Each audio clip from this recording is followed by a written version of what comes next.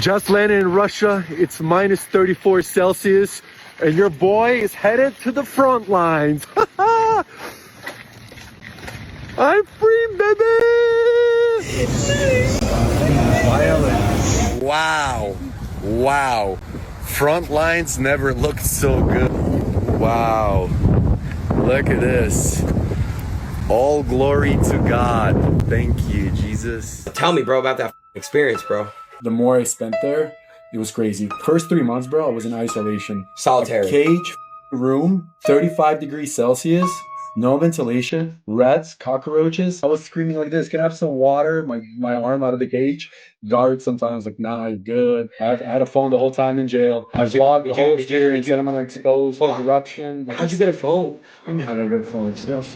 Bro, you can't do anything. When money talks in Philippines. Tell me.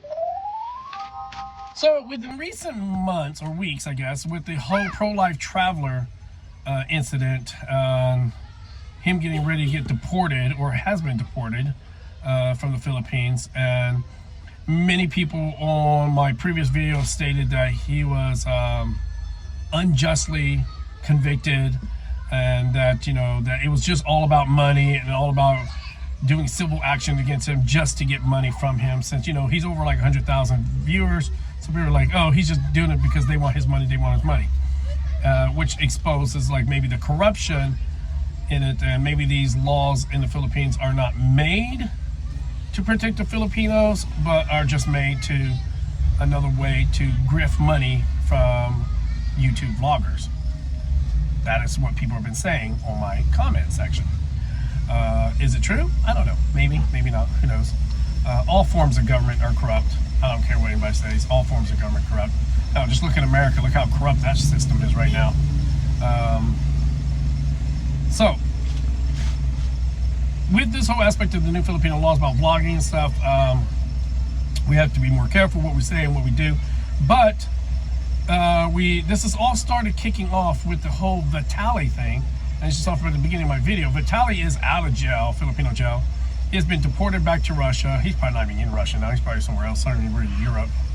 But after 290 days in jail, he showed the video where he went to Russia jokingly like, oh, I'm going to the front lines. But, you know, he didn't go to the front lines. He went to a beach area.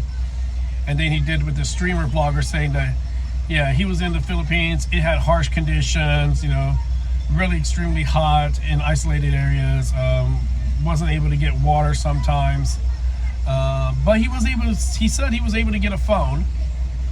And, you know, and the guy's like, how did you get the phone? Did you sneak it up in your keister? And of course, Vitaly being, I don't know, not truly American, he didn't know what a keister was. You know, it's your bunghole. He's like, no, I didn't do that. I just gave money to somebody and they gave me the phone. And, you know, they jokingly like, was it an iPhone? Was it a Samsung phone? But no, it's just like one of those cheap Redmi phones and stuff like that. But he said that he vlogged. He vlogged inside the jail, and that he's going to be releasing those videos soon of his experience in a Filipino jail. And he's talking about he's going to expose the entire Filipino jail system as being corrupt.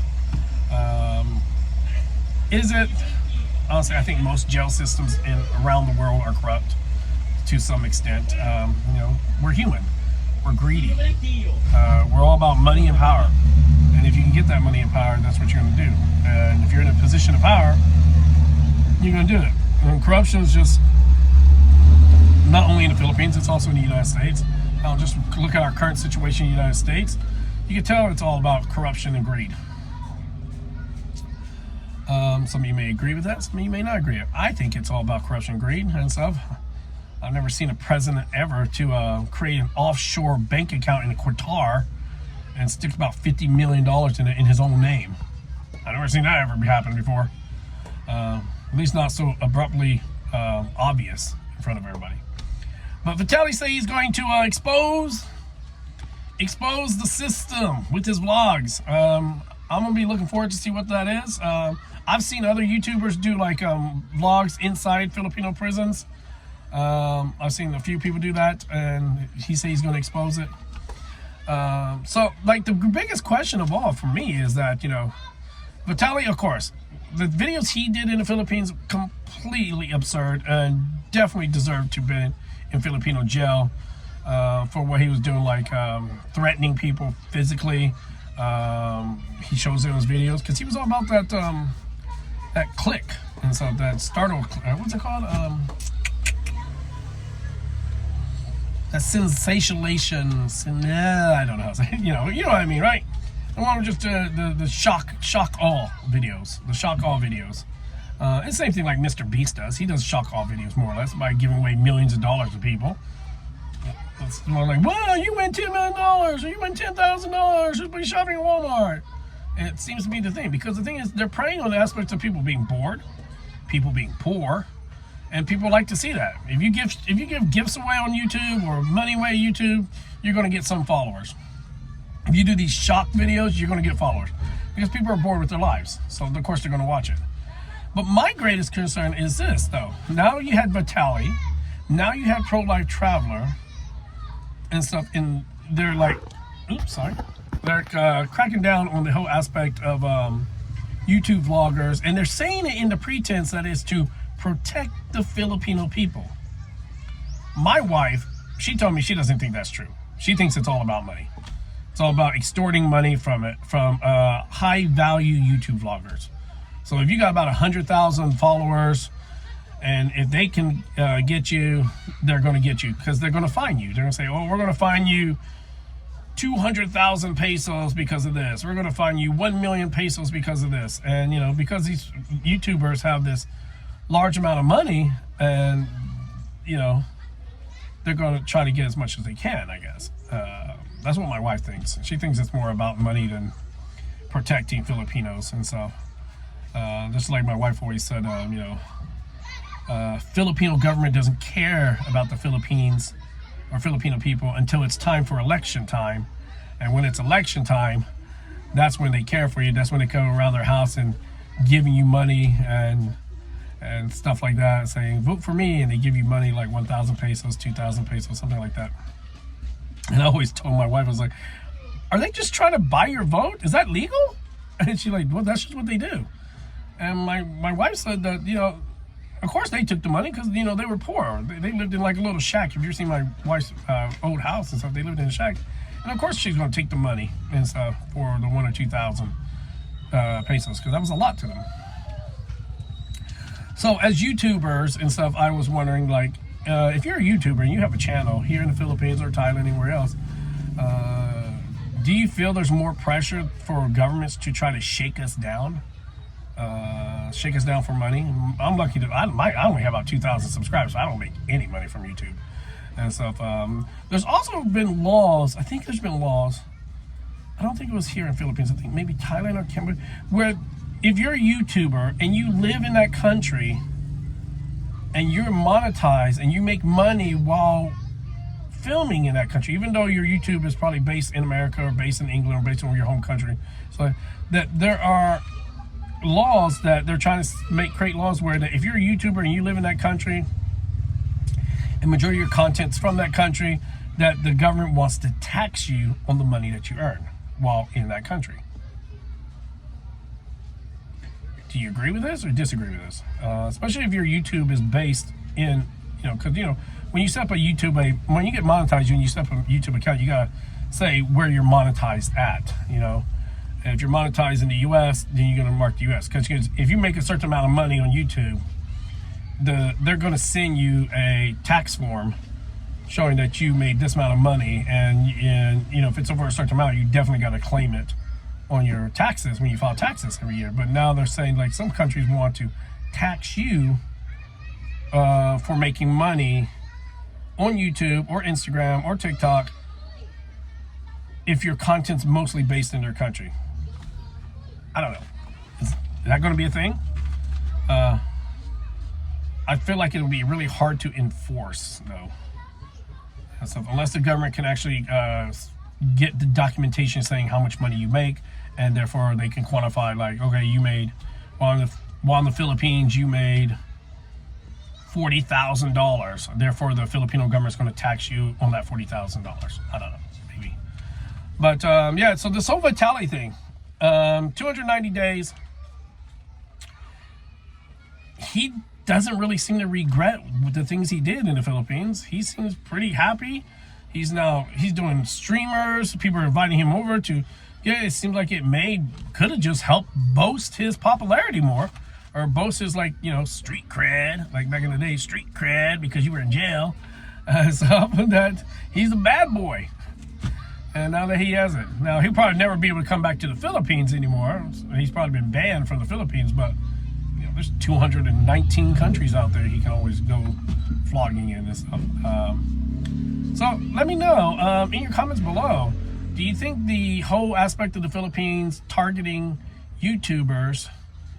Now they're saying because now Vitaly, I definitely agree. He was a dick in the Philippines, but pro-life, I don't think so. But do you think this is to protect the Filipino citizens and protect the Filipino people, or do you think it is just another way to extort money from YouTubers and stuff? Because, you know, like they say, no criminal charges were put against Pro-Life Traveler, but apparently there are going to be a lot of civil charges against him just so they can sue him for money. A lot of people in my last video did comments about that. A lot of Filipinos, I think, left comments on my thing saying, oh yeah, no criminal charges was done, but you know, they're going to do civil charges and they're going to charge him money and stuff, so that still means he's guilty. Yeah, technically a civil case still means you're guilty of certain things. That's like, I guess, you can say O.J. Simpson was guilty. Criminally, he wasn't guilty. Civilly, they found him guilty, you know. I remember that big trial, O.J. Simpson trial. Oh my God, I remember as a kid coming home and my grandfather just sitting there watching it and stuff. I was back in Oklahoma City and stuff. But anyway, let me know in the comments below. What do you think? You think the whole Vitaly being in jail for 290 days hurt his reputation as a YouTuber, or you think it just boasted him more as a YouTuber and probably gave him more fans, maybe, you know? Who knows?